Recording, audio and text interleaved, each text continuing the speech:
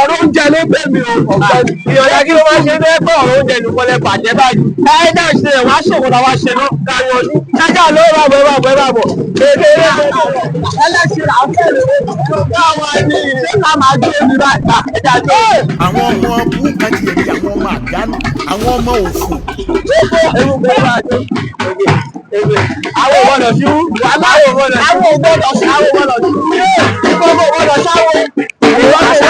àwọn èyí bí tó ń gbé mi wá táàbà rí oúnjẹ gidi jẹ ìyọ̀nà táàbà rí oúnjẹ jẹ táàbà rí oúnjẹ jẹ pa mí èmi tí mò ń sọ̀kọ̀ fún mi balẹ̀ ó yá olúwa mi ò olúwa mi ò. ayé mi tèmi bá mi. gbẹgbẹgbẹgbẹ kúbọ̀ ló yà lọ́wọ́ ṣe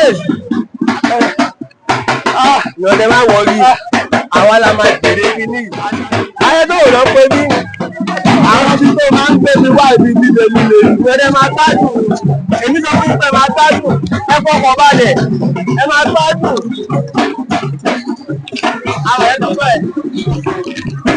mo pàṣẹ pé kọ́ yípadà wọ̀dẹ̀ yípadà mo tún ní kọ́ yípadà wọ̀dẹ̀ yípadà ẹ fẹ́ yípadà sínú ìjọba ọ̀run àpá nìyí. Àṣàkẹ́ èmi ò lọ́wọ́ báyìí. ẹ máa bọ̀ báyìí. Máa ẹ má wọ̀ ni. Àlọ́ mi ò lọ má wọ̀ ni. Mi ò lọ àwọn ti fi dá àárín.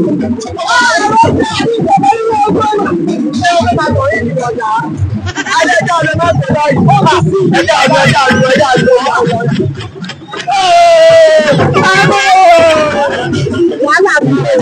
ṣé kòtò mi ti yà lábẹ́? Kòtò mi ti yà lábẹ́ kò lọ́mọ. Kí ló ti yà? Àlọ́ ti yà ní yà.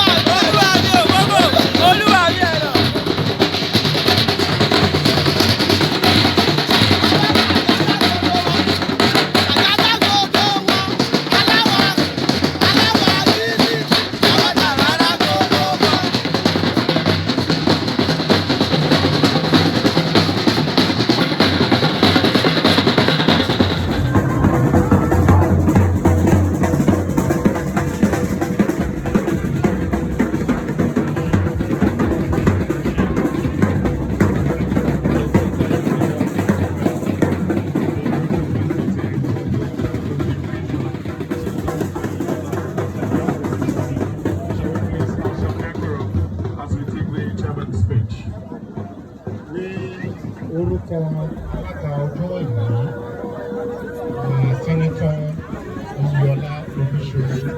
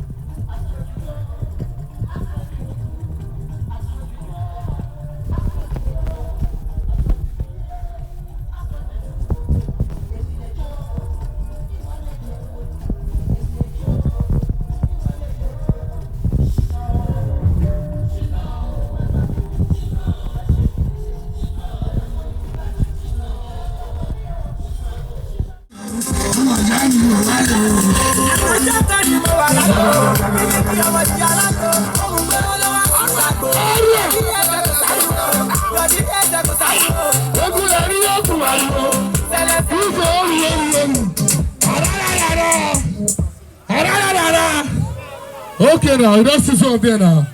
Okay now, if I say this one, see how waka, you say see how waka. See how waka. See how waka. Mi ò gbọ́. Àwọn tóbi lélẹ̀. See how waka. Mi ò gbọ́. No, this guy. Gbogbo ìgbà kó máa sọ̀rọ̀. Amen. Gbogbo ìgbà kó máa sọ̀rọ̀. Ìrọ̀lẹ́ ayé kó máa sọ̀rọ̀. Ọ̀sán ayé kó máa sọ̀rọ̀. Gbogbo ìgbà ni kó máa sọ̀rọ̀. Wọ́n máa ní sunkún wa. Wọ́n máa ní yàrá wa. Wọ́n máa ní gbàgbé wa. Ó yà ròròròrò. Ẹsẹ̀ pàpáyà. Ọmọ kí wọ́n dùn sáyà. Sáré wọ́n gba bànánà. Ó náà mo wà pẹ̀lú Zazu. Wọ́n mú Zazu.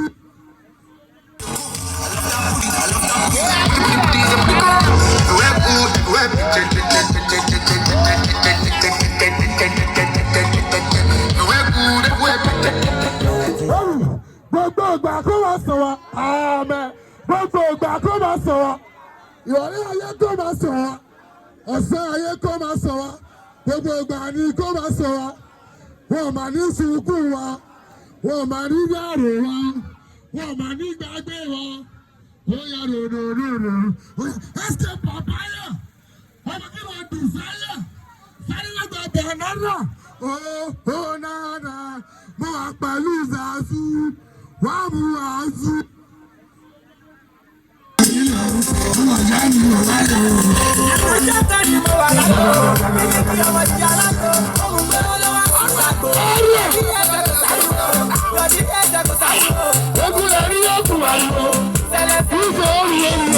Ẹ jẹ́ kọ́ mọ̀ pé sọ́mọ́ lè wá ó ti wá wọn ó sì gbá kan jù kan lọ àná gbé fún kan jù kan lọ mo ná bẹ́ẹ̀ kan jù kan lọ and it's all on God I was still on top anything they like made them talk ohun tó bá pẹ́ lẹ́nu ló lè sàn ó ti ṣẹlẹ̀ báyìí ó ti dágbọ́ wọn pẹ̀lẹ́ báyìí wọ́n ti pass kẹ́yà máa bọ̀ báyìí wọ́n ti pass kẹ́yà máa bọ̀ báyìí ó ti ṣẹlẹ̀ báyìí ó ti dágbọ́ wọn pẹ̀lẹ́ báyìí wọ́n ti pass kẹ́yà máa bọ̀ báyìí wọ́n ti pass kẹ́yà máa bọ̀ báyìí bá fún mi dọ́là máa gbà bá fún mi náírà máa gbà máa gbà tó bá fún mi lówó máa gbà kílẹ̀.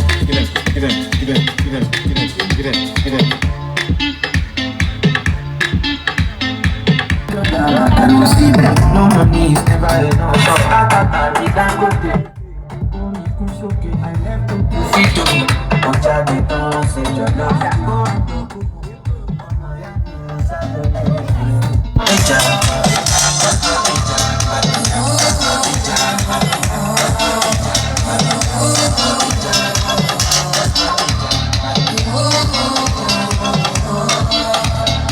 Ladies and gentlemen, I am pleading in Yoruba. I am begging.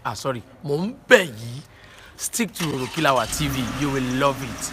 Orokilawa will offer you nothing but 100% pure entertainment. Subscribe if you have not subscribed, and keep watching our content because big things is coming on that channel. Yeah. Orokilawa.